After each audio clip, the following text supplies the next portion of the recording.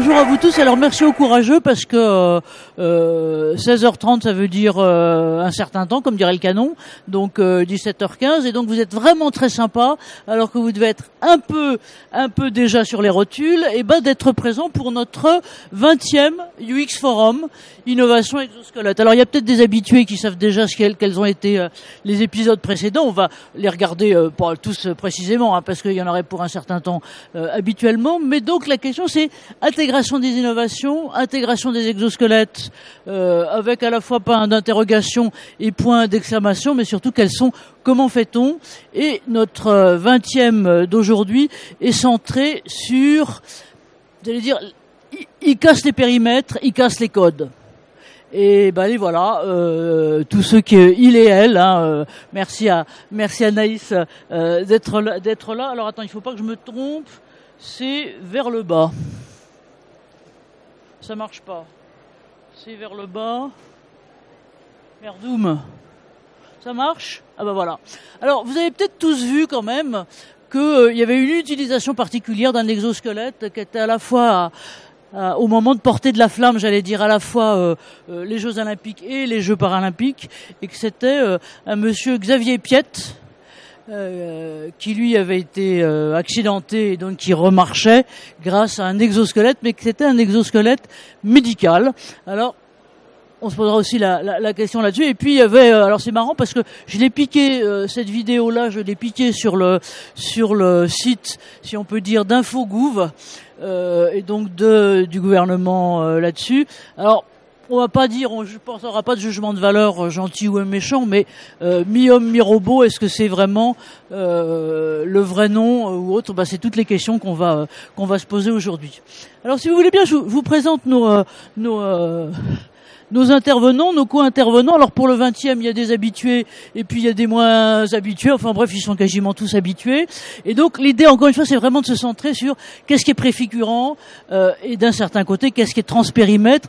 On avait tout à l'heure notre Xavier Piette avec son équipement médical et qu'on voit d'un certain côté porter la flamme et donc qui était cette fois-ci sur la question de l'intégration du sport et l'intégration du sport dans la vie quotidienne. Pour nous, ça va être un peu pareil. Alors on aura en première star, donc alors vous allez voir, on a un mélange de profils.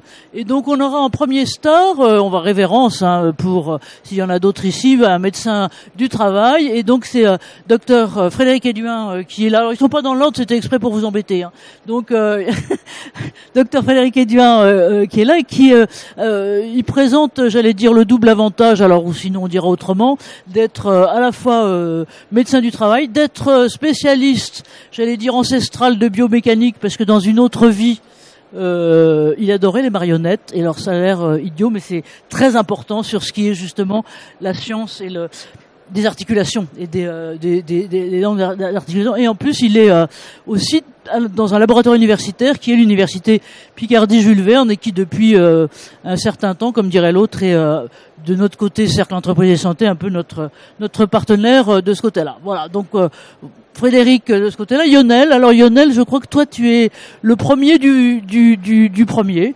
UX Forum il y a un certain temps, on dirait plus grand. Et alors à l'époque, on va pas dire qu'il est gros, mais à l'époque, il y avait que des gros, c'est-à-dire il y avait que des très grandes entreprises. Donc il y avait SNCF qui était là, il y avait Naval Group, il y avait Airbus, et donc on était que avec des très grands qui d'un certain côté sur un quelque chose de très expérimental encore, et donc il fallait tester. Il fallait en gros des moyens aussi pour tester tout ça, ce qui explique un peu ça. Et ils ont bien, j'allais dire, joué leur rôle d'ombre et qui est dire aussi d'aider à la diffusion pour d'autres. Et donc côté cette fois-ci des concepteurs, on va pas dire des docteurs S Nimbus et autres docteurs Nimbus, on avait je veux dire de ceux qui sont à la fois des concepteurs, des intégrateurs ou autres. Anaïs Cherel de Japon Médical et comme son nom l'indique, médical, c'était de démarrage optique médicale qui ensuite s'est ouvert sur le travail. Et puis Anaïs, elle aussi, elle est biomécanique et innovatrice dans l'âme. Et puis on a Baptiste, donc Baptiste Trullet, je dois dire, sa structure a été l'une des premières start-up à qui on a fait appel justement sur toutes ces questions un peu préfigurantes non pas seulement d'exosquelettes, mais de data derrière et de capteurs. Et donc, voilà, encore un éclairage qui décoiffe, et on va voir qu'on est en plein ce qui doit vous agiter dans vos propres structures et vous agitera encore plus, et qui est l'intégration de l'intelligence artificielle dans tout ça, pas seulement comme ça pour le plaisir, mais aussi pour d'autres choses. Et donc voilà, c'est un peu l'évolution qui a été là-dessus, tout autour de ça. Donc moi, je m'appelle Anne-Marie Devers. Le cercle entreprise et santé, on l'a monté il y a maintenant un certain temps, puisque c'était 2006. Et je dirais qu'on est à la frontière de la santé publique et de la santé travail. On tient au tiret parce que c'est pas que la santé au travail, c'est les impacts et les réciproques du travail sur la santé, et donc qui débordent aussi sur les dimensions personnelles. Et notre cercle, voilà, il a, je dirais, deux vocations. Une vocation de think tank, c'est-à-dire de réfléchir tous les mois avec un certain nombre de plutôt grands, mais pas que, aussi de services interentreprises sur les évolutions de la relation au travail, les impacts sociétaux, et puis l'intégration des innovations. Et aussi ce qu'on fait, j'allais dire avec Préventica notamment, dont on est quasiment depuis le début partenaire historique de ce côté-là, pour échanger avec vous tous et faire progresser les choses et mettre en lumière les expériences préfigurantes. C'est ce qu'on veut. Donc voilà en gros nos axes, hein, c'est santé globale et travail. Et on insiste sur le fait que c'est le global de la santé et pas saucissonné avec uniquement le réglementaire, uniquement le professionnel, uniquement voilà. Mais en même temps, c'est le global, et puis c'est la relation au travail. Et on voit maintenant que dans des statuts ou que ce soit par le télétravail ou d'autres, la situation de périmétrer au travail, c'est plus vraiment tout ça. Donc tout ça évolue. Et la grosse difficulté, j'allais dire pour vous aussi, dans vos fonctions HSE, médicales ou autres, c'est de voir comment tenir ce qui est l'objectif de toute structure, c'est un objectif de performance, et en même temps tenir compte de plus en plus de l'intérêt général sur, je dirais globalement tout ça. Alors les premiers, notre UX Forum, en gros, tiens, ça ne marche plus. Si, voilà. Et donc l'idée, alors on va pas raconter nos guerres, hein, mais c'est de dire que de chemin parcouru depuis le premier, où on était une assemblée comme ça, on nous regardait tous, il y avait pas beaucoup de monde, alors, et puis ils nous regardaient en disant qu'est-ce que c'est que c'est fou. Dans leur drôle de machine, c'était le cas de le dire. Et puis alors il y avait tous les fantasmes de Robocop, d'Iron Man, de tout ça et autres. Et je dirais qu'il y a plein de questions qu'on se posait alors, qui étaient des questions métaphysiques vachement importantes, qu'on se pose encore toujours, mais qui sont devenus accessoires. Du genre, est-ce qu'il faut avoir des exosquelettes ou est-ce qu'il faut pas en avoir? Alors il y avait des batailles rangées, des anciens et des modernes. Voilà. Bon, on sait maintenant que à la limite la question est stupide parce que ça ne se pose pas comme ça. Et c'est en fonction finalement des besoins, des situations et autres.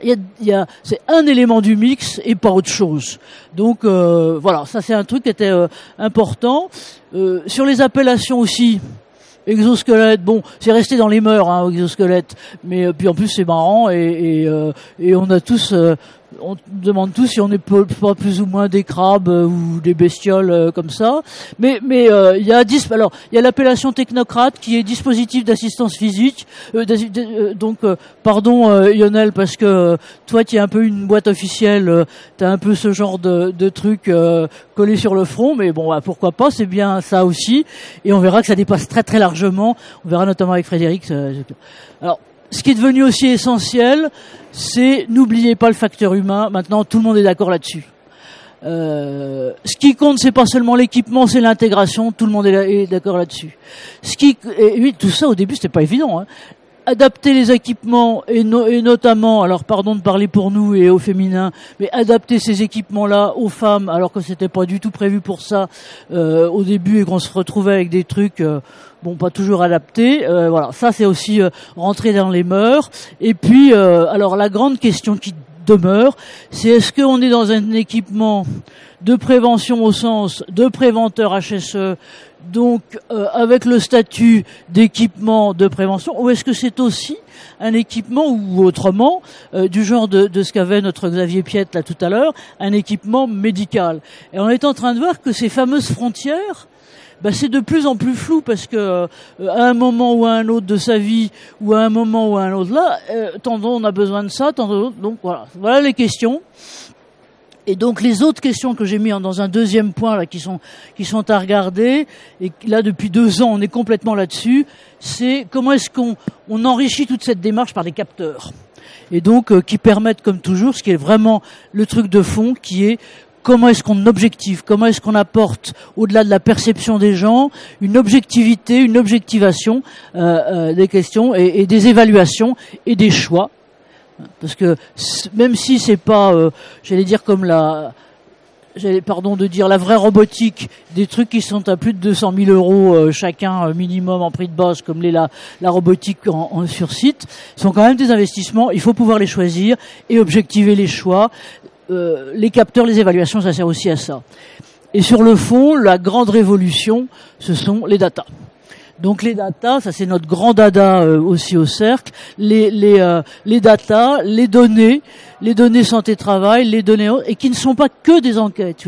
En France, on a traditionnellement tendance à confondre les deux et à se dire on va demander l'opinion des gens ou on va enquêter, on fera ça sur un échantillon plus ou moins bien avec des questionnaires plus ou moins bien, et ça ira, c'est des données. Mais non, c'est pas ça du tout. Les données, c'est vraiment des éléments complètement objectifs. Et on est quelquefois après d'autres, mais quand même, on est en plein dans cette révolution-là et qui permet justement d'objectiver les choses. C'est ce qu'on va voir avec nos intervenants tout à l'heure. Alors, et voilà. Et donc tout ça, ils cassent les codes, ils cassent les frontières, et c'est ce qu'on veut regarder et qu'on va continuer à regarder ensuite. Voilà.